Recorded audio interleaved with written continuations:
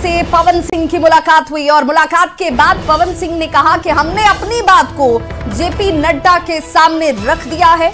आगे क्या होगा वो देखना होगा, लेकिन जो होगा वो अच्छा होगा। कुछ भी होगा आप लोगों से इसे शेयर भी करेंगे।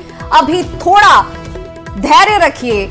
जब पवन सिंह से पूछा गया कि क्या बंगाल को लेकर आपने जो गाने गाए उसके चलते टिकट काटा गया है, इस पर उनका जवाब था कि सब कुछ समय समय की बात है।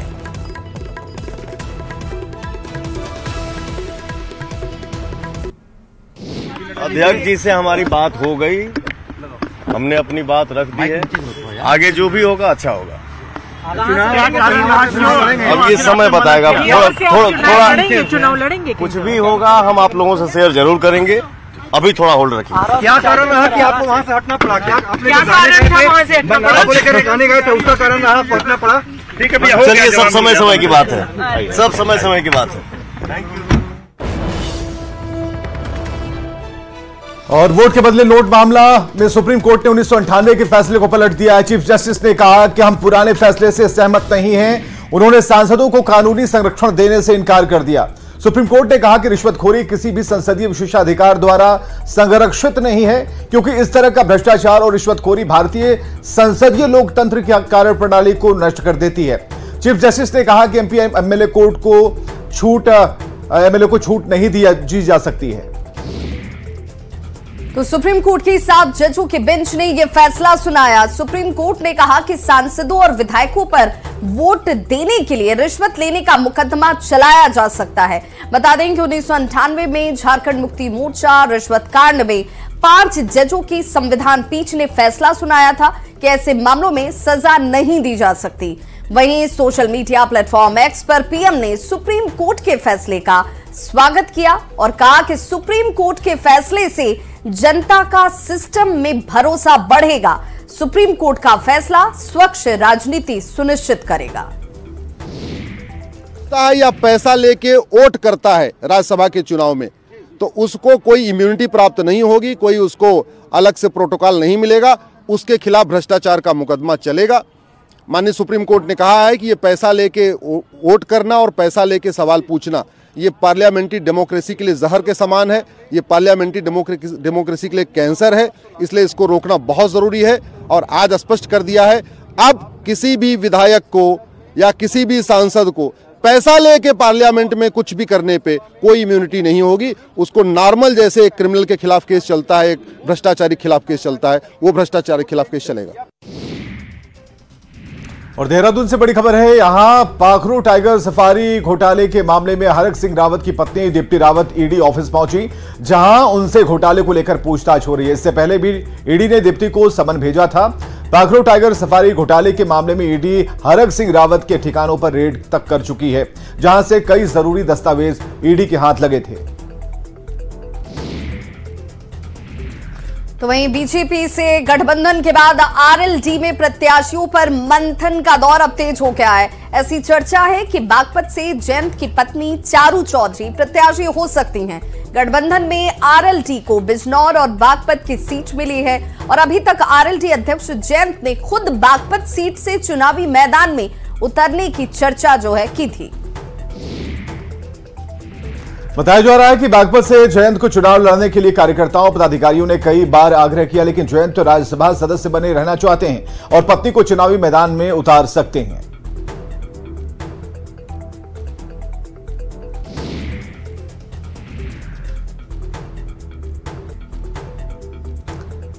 पीएम मोदी के परिवार को लेकर कल लालू प्रसाद ने टिप्पणी की थी, जिसके बाद बीजेपी नेताओं ने अपने सोशल मीडिया बायो में बदलाव किया।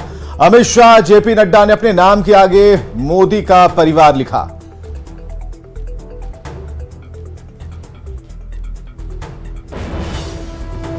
वहीं बड़ी खबर आ रही है पटना से, जहां पर आमिर सुबहानी को वीआरएस मिल गया है। 30 अप्रैल को रिटायर होने वाले थे आमिर सुबहानी, अब उन्हें वीआरएस दिया जा चुका है। सामान्य प्रशासन विभाग की तरफ से अब इसे लेकर सूचना भी जारी कर दी गई है।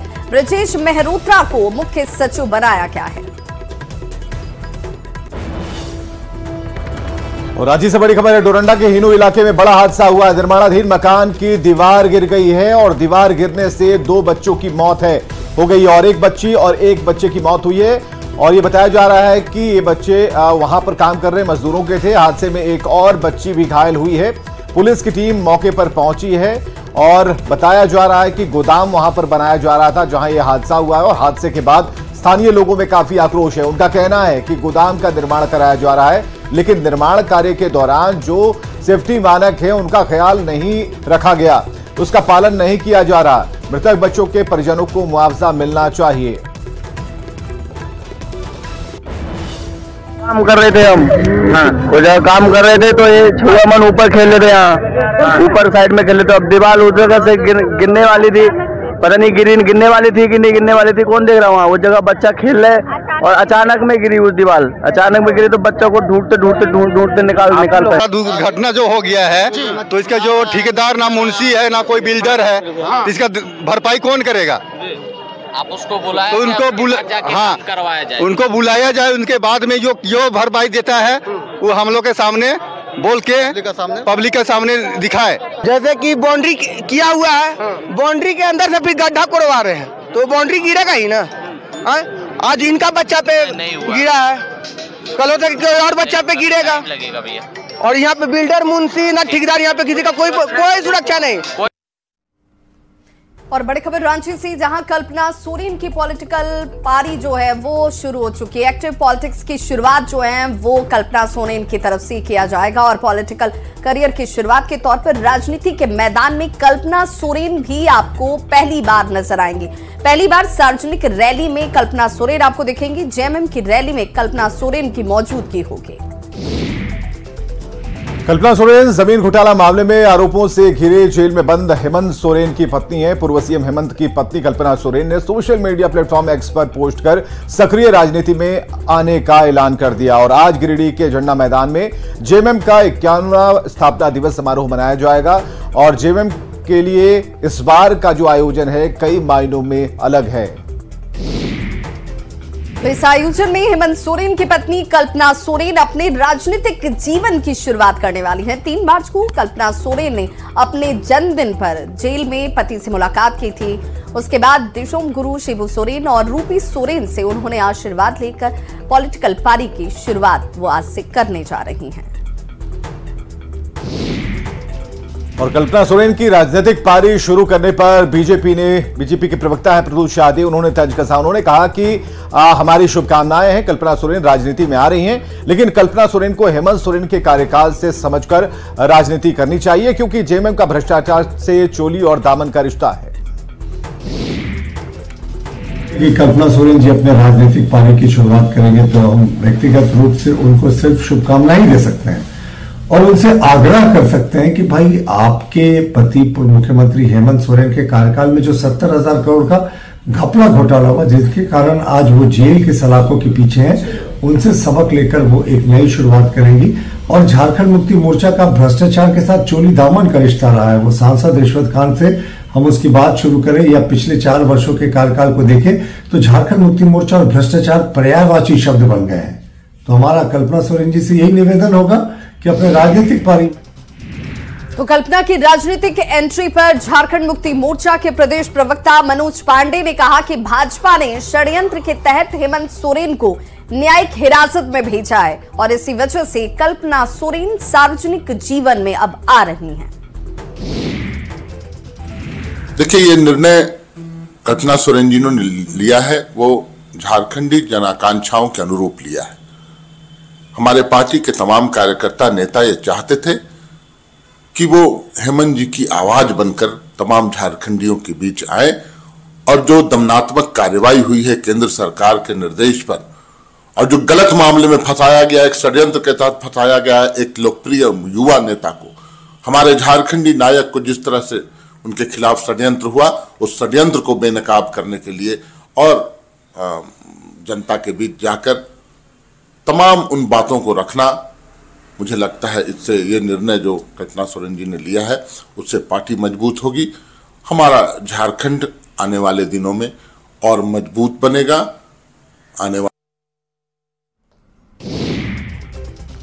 कल्पना सोरेन की राजनीतिक पारी पर कांग्रेस ने कहा कि कल्पना सोरेन एक पढ़ी लिखी महिला हैं और उनके एंट्री से झारखंड गठबंधन को मजबूती मिलेगी और हेमंत सोरेन के कमियों को वो दूर करने का प्रयास करेंगी। श्रीमती कल्पना सोरेन जी सुलझी हुई पढ़ी लिखी एक डैशिंग महिला है। वो राजनीति में आ रही हैं, हम सबको उनका स्वागत करना चाहिए।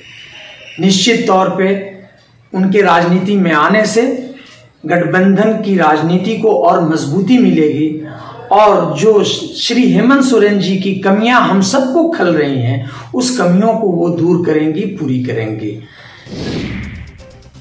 और विधान परिषद के लिए नामांकन जो है वो कल किया जाएगा। जेडीयू उम्मीदवार नामांकन करते हुए नजर आएंगे, जिसमें सीएम नीतीश कुमार की तरफ से नामांकन किया जाएगा। जेडीयू से खालिद अनवर भी उम्मीदवार होंगे।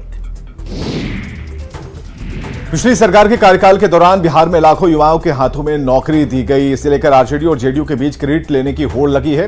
कल जन विश्वास रैली के दौरान जहां तेजस्वी यादव ने एक बार फिर से नौकरी पर क्रेडिट लिया, वहीं जेडीयू की तरफ से आज प्रदेश कार्यालय के बाहर 2 बड़े पोस्टर लगा दिए गए हैं, जिसके जरिए पूरे बिहार को नीतीश कुमार का परिवार बताया गया और रोजगार मतलब नीतीश कुमार बताया गया। आरजेडी सुप्रीमो लालू प्रसाद पर सम्राट चौधरी ने हमला बोलते हुए कहा कि लालू प्रसाद की भीड़ रैली में नहीं थी, रैली में माले के लोग मौजूद थे। साथ ही सम्राट चौधरी ने कहा कि लालू प्रसाद की राजनीतिक हैसियत कुछ भी नहीं है। राजद की बड़ी रैली हुई। लालू प्रसाद यादव ने प्रधानमंत्री नरेंद्र मोदी पर निशाना साधा और यहां तक कह दिया कि हिंदू नहीं है। हमारे साथ उप मुख्यमंत्री सम्राट चौधरी। सम्राट जी, लालू प्रसाद यादव ने कल प्रधानमंत्री के खिलाफ जमकर अपनी भड़ास निकाली और हिंदुत्व पर भी सवाल उठाया। देखिए, लालू प्रसाद जी का चेहरा ही आप समझ लीजिए कि वो हिंदू विरोधी है। राम विरोधी कौन है? लालू प्रसाद जी। लालू यादव हो, तेजस्वी यादव हो, कल एक बड़ी रैली हुई। दावा है कि बड़ी संख्या में लोग आए और अब परिवर्तन बिहार में होगा, राजनीतिक परिवर्तन। किस चीज का? लालू प्रसाद जी का भीड़ कहाँ था? वो तो माले लाल झंडा दिख रहा था, तो माले वाले का होगा। लालू जी के साथ कहाँ भीड़ है? वोट दिला सकते हैं क्या लालू जी? पर सम्राट चौधरी ने बड़ा निशाना साधा है। कैमरा सुबोध के साथ शैलेंद्र, बुलेटिन पटना। पटना ज्ञान भवन में बिहार जलवायु सम्मेलन और प्रदर्शनी का आयोजन किया गया, जिसमें सीएम नीतीश कुमार, उप मुख्यमंत्री सम्राट चौधरी, विजय सिन्हा और कई मंत्री इस दौरान शामिल हुए। साथ ही साथ सीएम नीतीश ने पर्यावरण, वन एवं जलवायु परिवर्तन विभाग से 100 करोड़ रुपए की परियोजनाओं का शुभारंभ भी किया। दुमका से बड़ी खबर है। विदेशी महिला से गैंगरेप से जुड़ा हुआ मामला, 3 आरोपी को पुलिस ने जेल भेज दिया है। गैंगरेप के 4 आरोपी अब भी फरार बताए जा रहे हैं। 72 घंटे बाद भी 4 आरोपी फरार हैं। पुलिस की कार्यशैली पर सवाल खड़े हो रहे हैं। दुमका पुलिस पर सवाल खड़े हो रहे हैं। पटना में आयोजित जन विश्वास रैली में झारखंड सरकार के मंत्री सत्यानंद भोक्ता केंद्र सरकार पर जमकर बरसे। बीजेपी सरकार पर कटाक्ष करते हुए सत्यानंद भोक्ता ने कहा कि यह सरकार जुमलेबाजों की सरकार है और सिर्फ जुमला देती है। काला धन आज तक वापस नहीं आया। वहीं महागठबंधन की रैली पर जेडीयू नेता खीरू महतो ने कहा कि यह भीड़ कोई काम की नहीं है। खुलवाया गया था जन धन योजना के माध्यम से, उसी मैं कहना चाहता हूं कि काला धन बागों में बहार बा, काला धन फरार बा, बागों में बहार बा, काला धन फरार बा, जुमलों के बौछार बा, जुमलों के बौछार बा, गरीब सब लाचार बा, पतंजलि के कारोबार बा, 10 बरस झूठ सुनते सुनते गरीब सब लाचार बा। बहुत बहुत धन्यवाद। बहुत भीड़ लगा है, कह रहे हैं कि ध्वस्त कर देंगे। देखिए, भीड़ से देश जीता नहीं जा सकता, उतना भीड़ से, समझे ना। कोई भी आदमी 500, 1000, 5000, 20,000 जुटा देगा तो उससे जीत जाएगा। एक लोकसभा में कम से कम 3 लाख से कम वोट में नहीं जीतता है लोग। तो ये सब इस भीड़ को क्या कहेंगे? देखिए, अपनी भीड़ जुटाने का है, जुटाया गया है, लेकिन उस तरह से हम लोग भी जेडीयू का भीड़ कम नहीं है बिहार में, उससे कम नहीं है। तो इलेक्शन आएगा, उस समय पता चलेगा कौन कितना पानी है। पाकुड़ जिले में बड़ी संख्या में वोटरों की बढ़ोतरी हुई है। 22 जनवरी 2024 को प्रकाशित फ्रेश वोटर लिस्ट में पाकुड़ जिले के कुल वोटर बढ़कर 8,26,980 हो गए हैं। अचानक वोटरों की बढ़ती संख्या पर बीजेपी विधायक ने सवाल खड़ा किया। और साथ ही साथ कहा कि वोटरों की संख्या बढ़ने के पीछे घुसपैठिए लोग हैं जिनको वोटर लिस्ट में शामिल कर दिया गया। हालांकि इस पर जेएमएम विधायक ने कहा कि इसकी समीक्षा की जाएगी। तो आश्चर्यजनक है कि इस प्रकार की अप्रत्याशित वृद्धि, खास करके जो सीमावर्ती क्षेत्र है, पाकुड़ विधानसभा क्षेत्र हो या राजमहल विधानसभा क्षेत्र हो, खास करके जो गंगा सटा हुआ या पश्चिम बंगाल सटा हुआ, तो इन क्षेत्रों में जो अप्रत्याशित वृद्धि दर्ज हुई है, निश्चित रूप से चुनाव आयोग को इस पूरे मामले की जांच करनी चाहिए और जांच करते हुए यह जो है इस बात का प्रतीक है कि यह जो अप्रत्याशित वृद्धि हुआ है आखिर यह किस कारण से हुआ है। अभी इसकी समीक्षा हुआ है, अब आने वाला वक्त में सरकार देखेगी कि किस हिसाब से। अभी तो जाति गणना कास्टिज्म जो ये है ना, जाति जनगणना के लिए भी सरकार ऑर्डर दे दिए हैं हमारे मुख्यमंत्री चंपई सोरेन जी। इसके बाद ही कोई निर्णय ले सकेगी, ये अभी हम नहीं बोल सकते क्योंकि। और पलामू से बड़ी खबर आ रही है। ऑर्केस्ट्रा कलाकार के साथ गैंगरेप की घटना हुई है। नशीली दवा खिलाकर गैंगरेप किया गया है। गाड़ी में कलाकार के साथ गैंगरेप की खबर। पीड़ित छत्तीसगढ़ की रहने वाली है। विश्रामपुर थाना क्षेत्र की यह घटना है और पीड़ित ने थाने में शिकायत दर्ज कराई है। 2 आरोपी पकड़े गए हैं और मामले की जांच जारी है।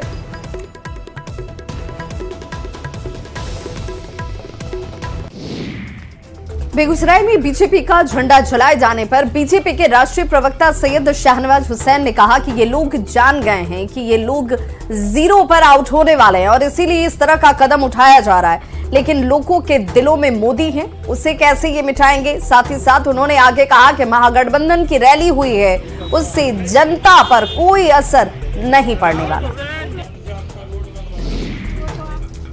प्रयागराज से यूपी लोक सेवा आयोग से जुड़ी बड़ी खबर बता रहे हैं। आयोग की समीक्षा अधिकारी और सहायक समीक्षा अधिकारी यानी आरओ और एआरओ की प्रारंभिक भर्ती परीक्षा 2023 में पेपर लीक से जुड़ा हुआ यह मामला था, जिसमें यूपी लोक सेवा आयोग ने पेपर लीक के मामले में एफआईआर दर्ज कराई है। आयोग के सचिव अशोक कुमार ने सिविल लाइंस पुलिस स्टेशन में अज्ञात के खिलाफ एफआईआर दर्ज करवाया है। एफआईआर में कहा गया है कि 11 फरवरी को परीक्षा शुरू होने से पहले 2 सीरीज के कुछ सवाल सोशल मीडिया पर वायरल हो गए थे। भर्ती परीक्षा को रद्द करने की मांग को लेकर अभ्यर्थियों ने 12 फरवरी से लगातार धरना प्रदर्शन और आंदोलन किया था, जिसके बाद योगी सरकार ने 2 मार्च को भर्ती परीक्षा रद्द कर दी थी। यूपी लोक सेवा आयोग से जुड़ी हुई ये बड़ी खबर, जिसमें आरओ और एआरओ की भर्ती परीक्षा के मामले में पेपर लीक मामले को लेकर अब मामला दर्ज करा लिया गया है। जयपुर से बड़ी खबर आ रही है। बीजेपी से पीएम मोदी के दौरे की तैयारी में बीजेपी के सभी कार्यकर्ता जुट गए हैं। 12 मार्च को प्रधानमंत्री का जैसलमेर दौरा प्रस्तावित है। जैसलमेर में जनसभा को संबोधित करेंगे पीएम मोदी और प्रदेश बीजेपी ने पीएम के दौरे को लेकर तैयारियां शुरू कर दी हैं।